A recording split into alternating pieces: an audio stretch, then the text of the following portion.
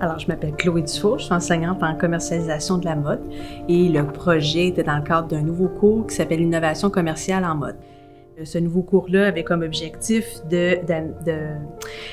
enseigner la créativité aux étudiants. Et donc, mon projet technopédagogique, c'était d'enseigner avec une pédagogie active et collaborative à l'aide des technologies essentiellement.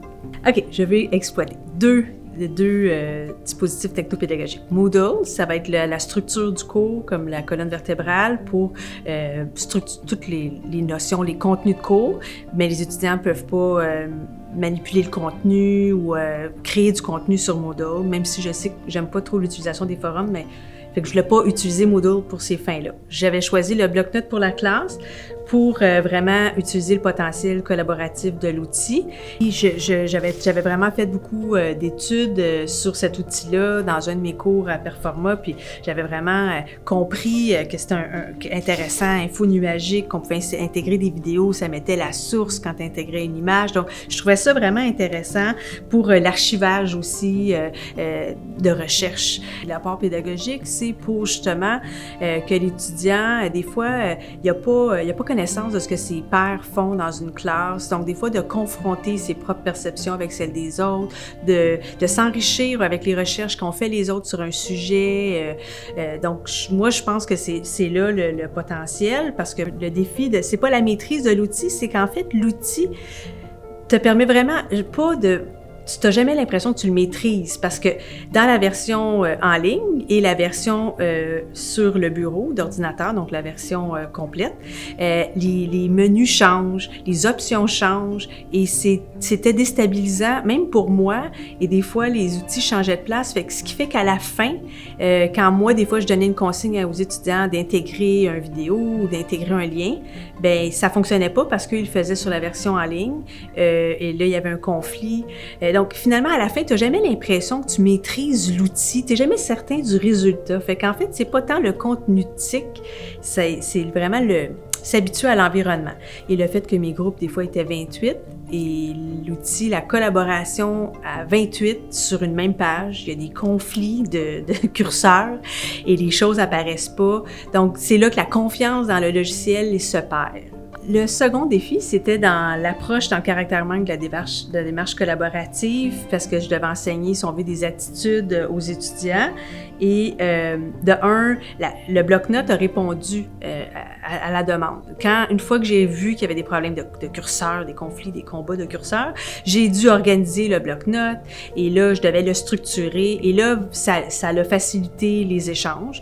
Donc déjà là, j'ai séparé les groupes, j'ai créé des pages en faisant des petites études de cas. Puis, fait que là, ça a facilité le travail et oui, je pense que là, à ce moment-là, les étudiants ont pu travailler ensemble. Le bloc-notes, je pense que ça a réussi à faire ça, mais ça a demandé beaucoup de structure de ma part et de le faire un peu dans un micro-environnement. Donc moi je pensais le faire à 28, mais il a fallu que je le sépare pour que ça devienne des petites expériences en groupe.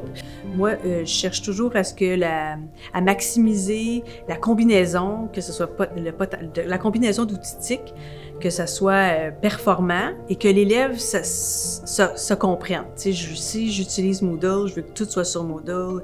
Est-ce que c'est ça qui est le plus performant? Fait que pour pas que l'élève cherche, est-ce que c'est Oulea? Bon. Et je pense que ça là, au départ, avec le bloc-notes, avec mon épreuve de mi-session, ça n'a pas super bien fonctionné. En fait, au début, c'était pas optimal. Il y a des pages qui disparaissaient, que je mettais, qui apparaissaient pas dans tous mes groupes, ou même dans une élève dans un même groupe, ça n'apparaissait pas. Donc, en fait, quand le jumelage des outils, au départ, je pensais que c'était pas optimal. Et là, après mi-session, j'ai comme pu prendre une pause. Les élèves aussi ont remis leur projet et après ça, j'ai vraiment coupé un peu. Fait que j'ai vraiment changé l'utilisation du bloc-notes. Ou en fait, j'ai coupé l'utilisation du bloc-notes à ce moment-là, puis je me suis concentrée sur d'autres outils. Mais Je pense que ça leur remplit le mandat d'une part. J'ai présenté les autres outils d'Office 365 pour les élèves, j'ai présenté Teams. Donc, j'ai fait une espèce de post-mortem TIC à ce moment-là, en mi-session, parce que le bloc-notes, ça remplissait pas. Je ne pouvais pas l'utiliser à des fins d'évaluation. Ça n'a pas fonctionné. Fait que pour l'épreuve finale, je devais me reprendre. J'ai beaucoup travaillé mon Moodle, à le structurer visuellement, à structurer mes évaluations. J'ai appris un nouveau logiciel, un plugin qui est sur Moodle, le H5P, et j'ai vraiment trouvé que c'est un plugin super intéressant. Les étudiants ont aimé ça, c'était convivial, ludique, et ça l'a beaucoup enrichi le contenu de cours, enrichi les activités.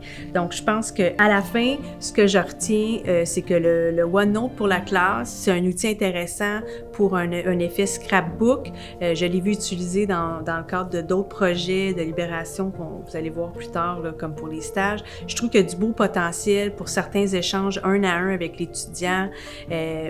Ce que je retiens, c'est qu'il faut le structurer, le bloc-notes, parce que c'est vraiment comme une grande feuille. Mais je vois le potentiel Par contre, je termine avec Moodle, c'est vraiment ça, et le plugin d'H5P, que je trouve qu'il y a beaucoup de potentiel pour la suite, et je pense que c'est ce que je retiens de mon expérience, c'est ça.